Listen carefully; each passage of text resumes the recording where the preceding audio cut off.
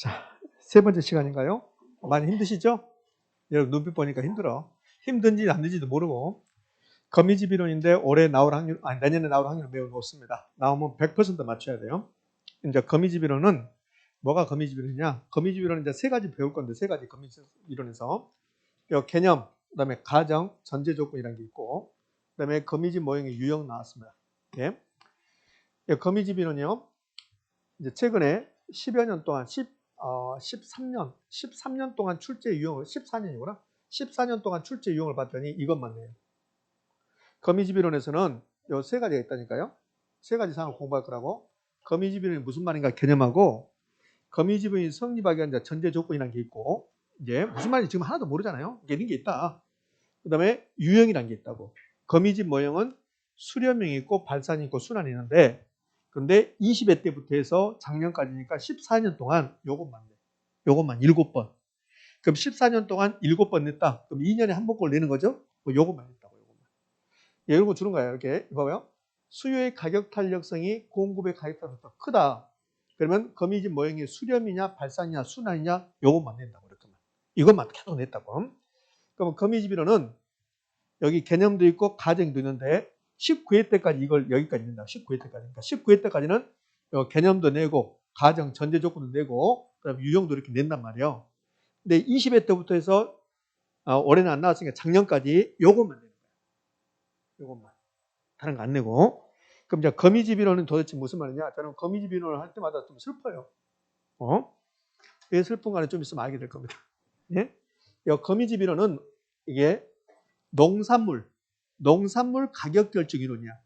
미국의 경제학자 에치켈이라는 사람이 농산물 가격이 어떻게 결정되는가를 유심히 살펴봤어요. 그랬더니 거미집처럼 생겼다는 거야. 농산물 가격 결정 과정이. 그래서 거미집 이론이다 이렇게 부르는 거예요.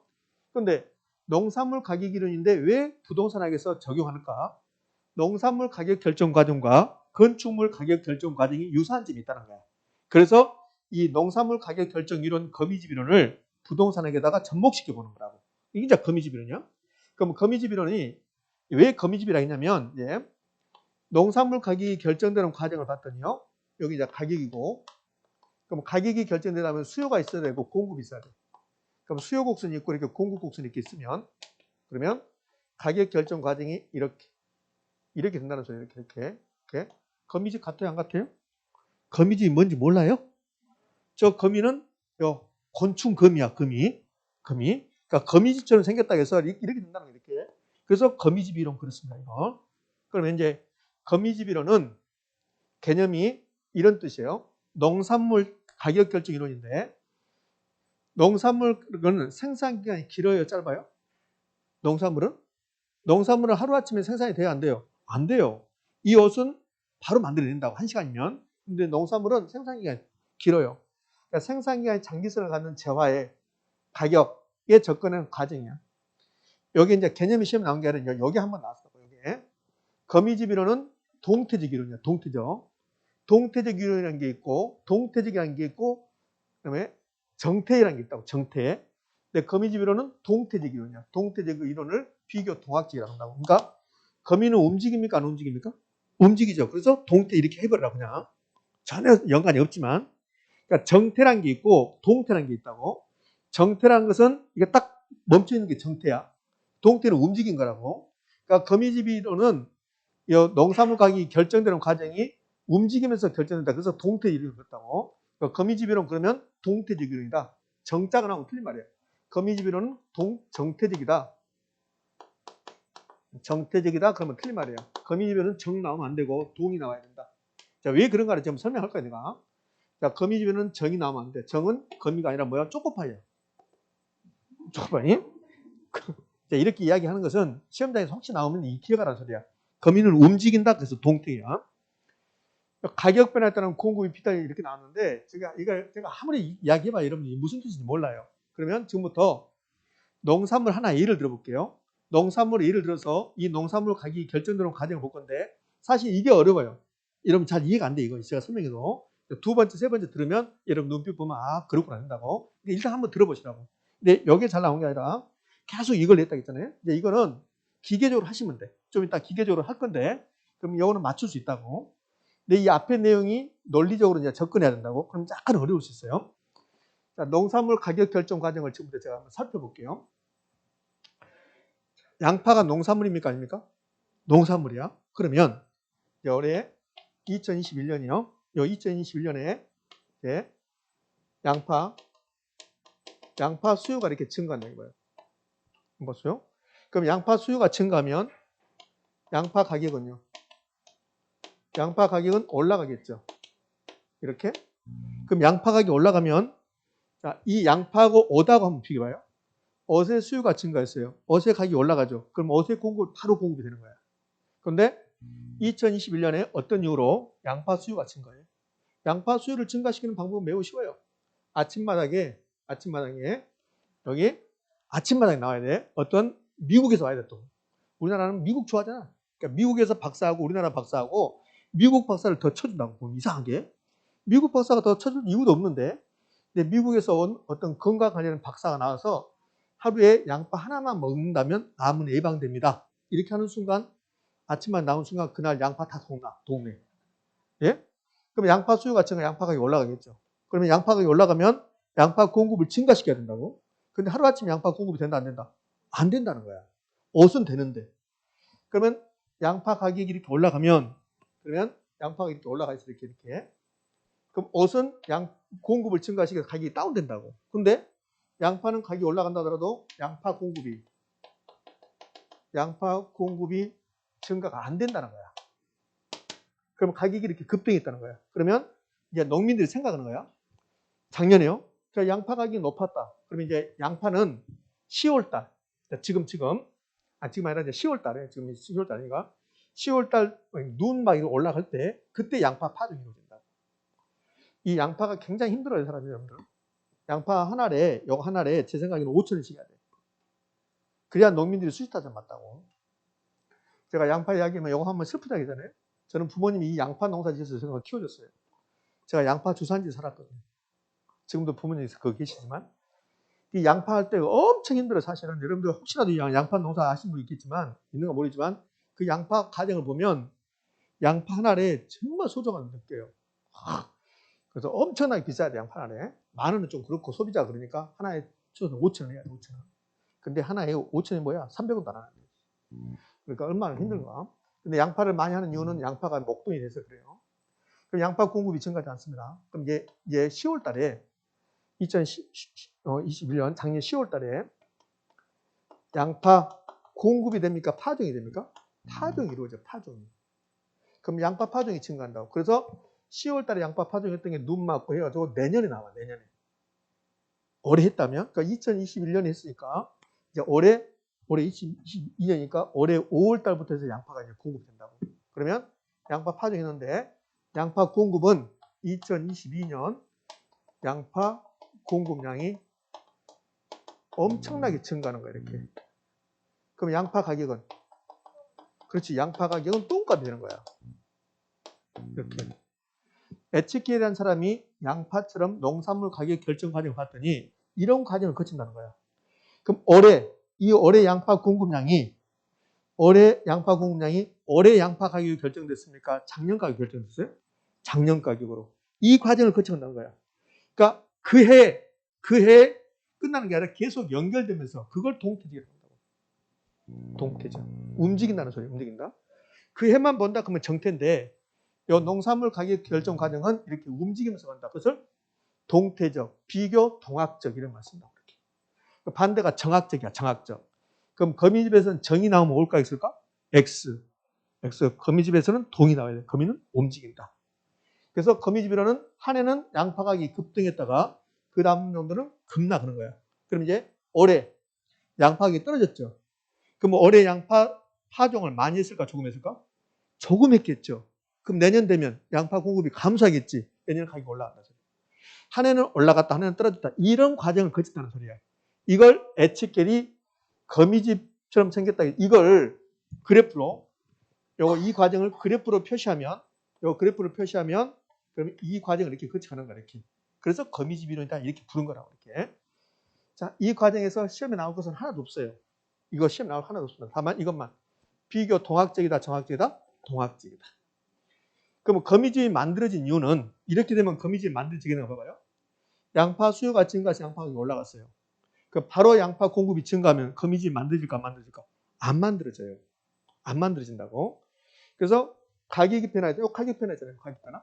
가격 변화해서 공급이 즉각적으로 되는 게 아니라 공급이 안 되는 거야. 그게 비탄력적이에요. 그러니까 농산물은 공급이 비탄력적이잖아요. 비탄력이기 때문에 거미집이 나타난다는 소리예요.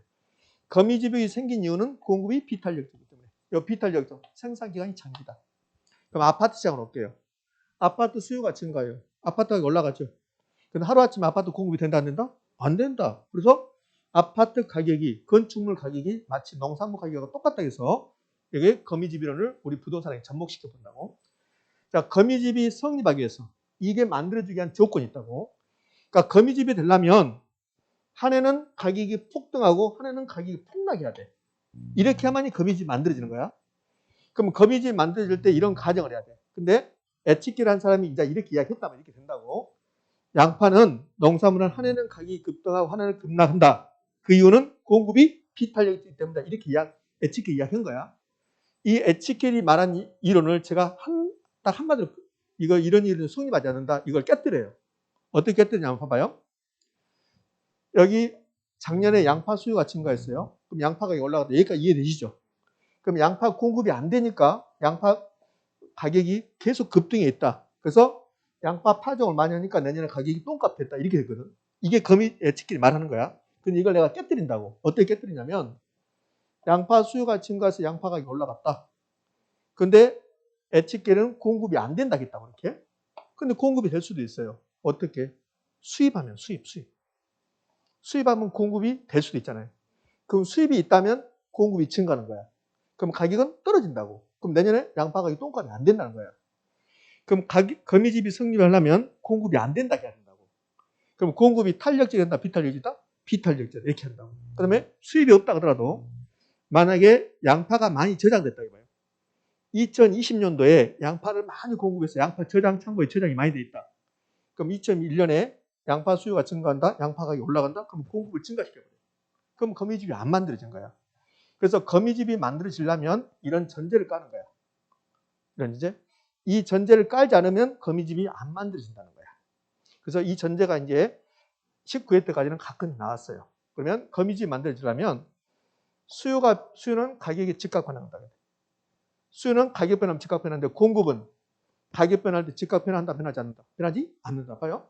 가격이 올라갔어요. 그럼 공급이 바로 증가한다. 거미집이 만들어져 안 만들어져?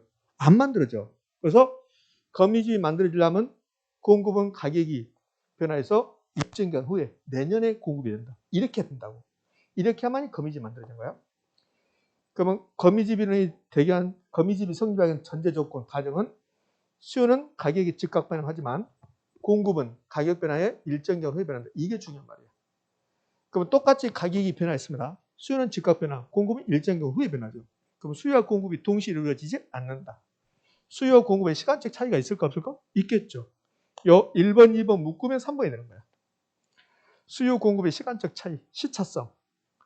그럼 수요는 즉각 변하지만 공급은 일정 기간 후에 변한다. 요건 반대로 쓴다고. 수요는 가격이 변하면 일정 기간 후에 변하고 공급은 즉각 변한다 이렇게 된다고. 그럼 뭡니까? X입니까? X.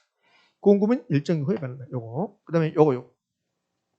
공급자의 비합리적 사고. 공급자가 합리적 사고를 하지 않는다. 이게 좀 이렇게 힘들어요. 자, 이게 다시 볼까요? 작년에 양파 수요가 증가해서 양파 가격이 올라갔어요. 그럼 이제 거미집이 만들어지려면 양파 파종이 많이 이루어져야 돼. 그래야만이 내년에 똥값이 되는 거야. 이렇게. 이해됐죠? 근데 공급자 농민들이 합리적이라면 그러면 거미집이 안 만들어져. 합리적이라면 이게 합리적인 거거든. 농민들이요.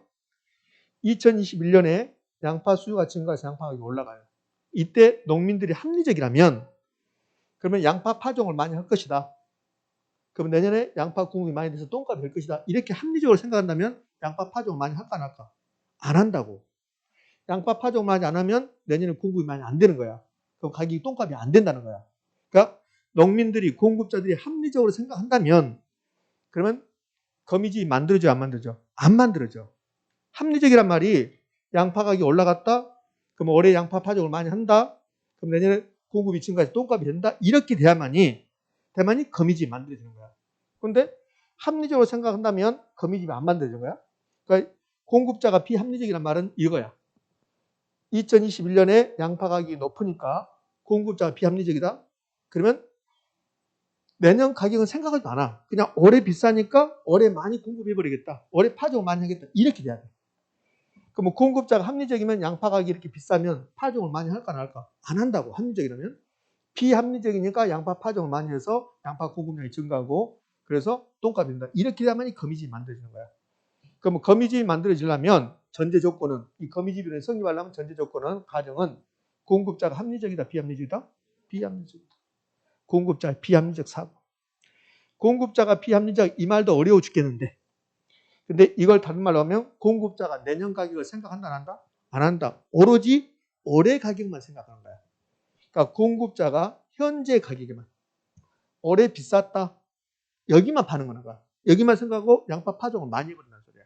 그래서 거미집 만들어진다. 그럼 공급자의 비합리적 사고란 말은 잘 안 나오고 이걸 잘 된다고. 거미집이 성립하기 위해서는 공급자가 현재 가격에만 반응하는 것을 전제로 한다 안 한다? 한다. 전제로 한다. 여기 이제 가정이야. 그럼 가정은 4개 같지만 사실은 몇 개요? 그럼 3개요, 3개. 왜 3개 되면 이 2개 묶으면 수요 공급의 시차성. 수요는 즉각 변화, 공급은 일정 경우 후에 변화. 공급자가 합리적이다, 비합리적이다? 비합리적이다. 이렇게 전제했을 때 거미집이 만들어진 거야. 근데 이 거미집이 만들어지는데 거미집의 모형이 3가지가 있다는 거야. 그게 거미집 모형의 유형입니다. 자, 3가지가 있는데 수렴이 있고 발산이 있고 순환이 있어요. 이것도 옆에 사람한테 물어볼 게 아니에요. 여기서 다 끝내라고. 아무것도 아니야. 금방 된다고. 수렴형을 다른 말로 완정형이라 하는데 그냥 수렴형만 기억하시면 돼. 안정형은 안 나올 거니까. 수렴하고 발산은 반대야. 그 다음에 순환형이 있다고. 그럼 어떨 때 수렴이고 어떨 때 발산이니까 이 2개가 반대라고. 그러면 수렴형이 아니면 뭘까? 발산이 되겠죠. 그러니까 수렴만 알면 된다고. 여기까지. 수탄수, 공기수 요 6글자 말면 무조건 맞춰. 이거만. 자, 그러면 이게 무슨 말인가 볼까요? 자, 요 그림을 그릴 거니까 보시라고. 어떤 게 수렴이냐면 거미집이 만들어지는데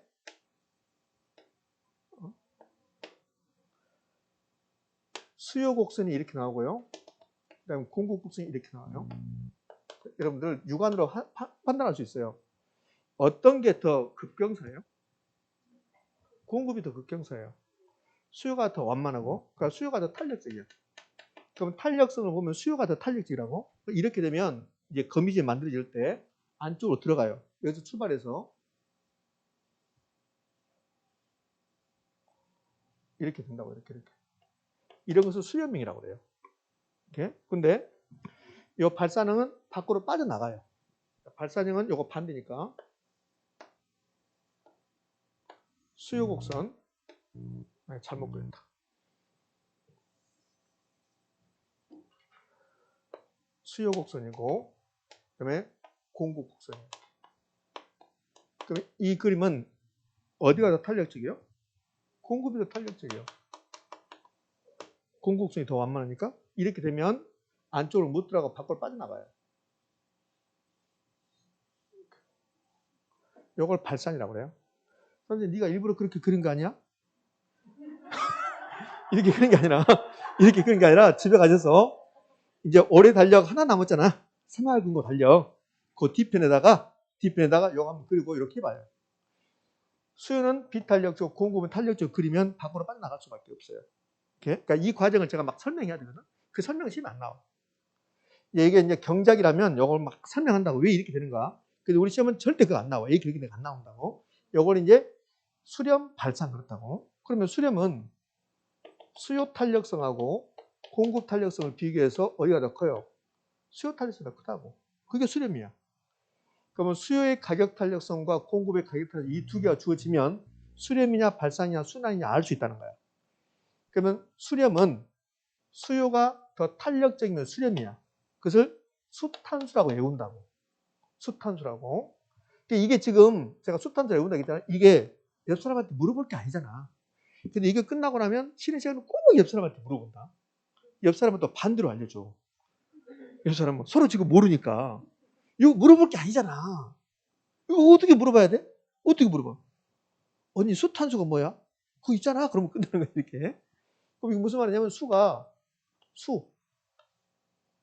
수요가 탄력적이면 이 수는 수렴 이렇게 오는 거라고. 그러니까 거미집 머리에서 수렴형은 수탄수라고 외우는 거야. 이 수탄수는 경작을 하는 모든 나라에서 다 이렇게 외운다고.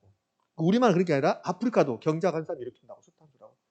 아프리카 경작 책도 거미집 이론이 있다니까. 우리나라 책도 있고 미국 책도 있고 거미집 이론이 있다고. 거미집 이론은 아프리카에서 배우든 우리에서 배우든 전부 다 거미집에서 수렴형은 수탄수 이렇게 한다고. 우리는 수탄수인데 아프리카는 수탄수 이렇게 하겠지.